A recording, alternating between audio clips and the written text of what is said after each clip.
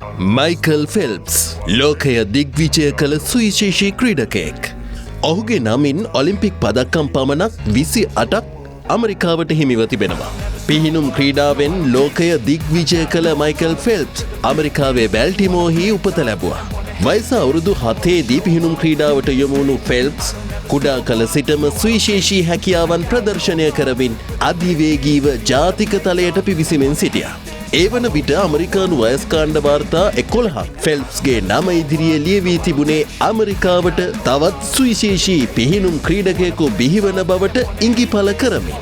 වයස අවුරුදු 11දී බොබී බෝමන් නැමැති ඇමරිකානු විශිෂ්ට පිහිනුම් පුහුණුකරුවා යටතේ පුහුණුවීම් ආරම්භන ෆෙල්ප්ස් වයස අවුරුදු 15දී තම පළමු ඔලිම්පික් කුලෙල නියෝජනය කරන්නට සමත් වෙනවා.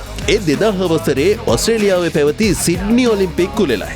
එහිදී ඔහු මීටර 200 සමනලාර ඉසව්වට එක්වෙමින් එම ඉසව්වේ ලෝකයේ හොඳම 5 වෙනි ක්‍රීඩකයා බවට පත්වෙනවා. ඔහු 2004 වසරේ ඇතැන්ස් ඔලිම්පික් කුලෙල නියෝජනය කිරීමට ප්‍රථම 2001 වසරේ ලෝක ශූරතාවලිය 2002 පැසිෆික් පිහිනුම් ශූරතාවලිය සහ 2003 වසරේ ලෝක ශූරතාවලිය යන තරගාවලි තුලදී ෆෙල්ප්ස්ගේ සුවිශේෂී හැකියාවන් ලොව හමුවේ ප්‍රදර්ශනය වෙනවා.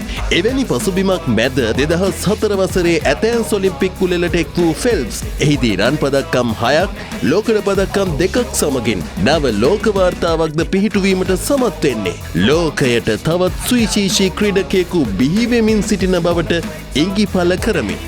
අනතුරුව තම තෙවන ඔලිම්පික් කුලෙල නියෝජනය කිරීම සඳහා 2008 වසරේදී චීනයේ බීජිං නගනුවරට ෆෙල්ප්ස් පිවිසෙන විට 2006-2007 වසරවලදී පැවති තරඟාවලි තුලදී ලෝක වාර්තා රැසක් තම නම ඉදිරියේ ලියවාගෙන තිබුණා.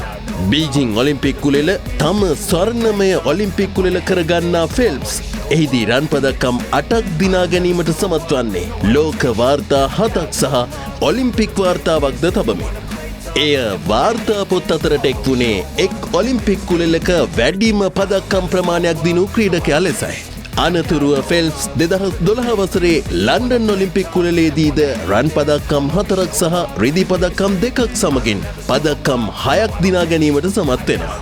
ඉන් අනතුරුව ෆෙල්ප්ස් පිහිනුම් ක්‍රීඩාවෙන් විශ්‍රාම ගන්නා බව ලොවක් ඉදිරියේ ප්‍රකාශයට පත් කරනවා. කෙසේ වෙතත් ෆෙල්ප්ස්ට විශ්‍රාම සුවයෙන් ගත කිරීමට හැකි වුණේ වසර 2ක් පමණයි. පසුව ඔහු 2014 වසරේදී නැවතත් ජාත්‍යන්තර පිහිනුම් තරඟවලට පිවිසෙන අතර 2016 වසරේ රියෝ ඔලිම්පික් කුලෙලටද සූදානම් වන්නේ ලෝකයේ කිසිදු ක්‍රීඩකයෙකුට යළිත් ළඟා විය නොහැකි වාර්තාවක් වෙත යෑමටයි. ක්‍රමික පුහුණුවකින් පසු 2016 වසරේ රියෝ ඔලිම්පික් කුලෙලට එක් වූ මයිකල් ෆෙල්ප්ස් එහිදීද රන් පදක්කම් 5ක් සහ රිදී පදක්කමක් දිනා ගනිමින් ලෝකයේ එතෙක් මෙතෙක් ඔලිම්පික් කුලෙලවලදී වැඩිම පදක්කම් ප්‍රමාණයක් දිනූ ක්‍රීඩකයා ලෙස නොමැකෙන සටහනක් තබන්නට සමත් වුණේ ඔලිම්පික් පදක්කම් 28ක් දිනා ගනිමින්.